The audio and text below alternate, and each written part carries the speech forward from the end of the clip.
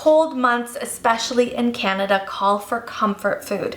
And that is what I'm making today. I'm gonna do a creamy chicken thigh recipe. I hope you follow along, and I hope it inspires you to make something similar at home.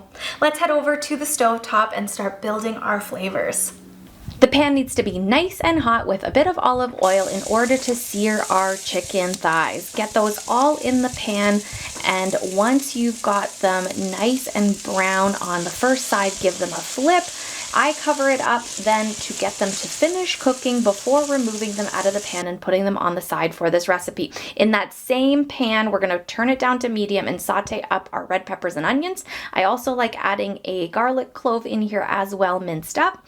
I always have ready cooked bacon in the fridge. I love batch cooking that, and I'm adding that in next. Now on the side, while that is cooking out, add flour and water together and get the chunks out. Add in our swirl of milk as well as that roux that we just created, and start bringing that back up to heat. Then we can add those chicken thighs back in. I cover it again on very, very low heat and start letting that sauce thicken up and just moving things around so that I don't get any chunks or anything sort of unpleasant in that sauce, because once that is done, you are ready to dive in.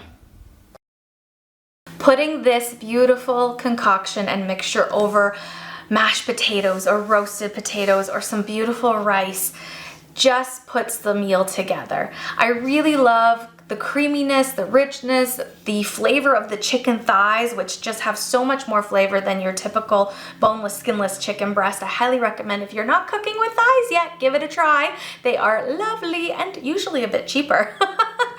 I hope you enjoyed this recipe and this episode of The Silly Kitchen. Thank you so much for joining me. I always appreciate your likes, comments. When you subscribe, it's even better. And I hope to see you again soon.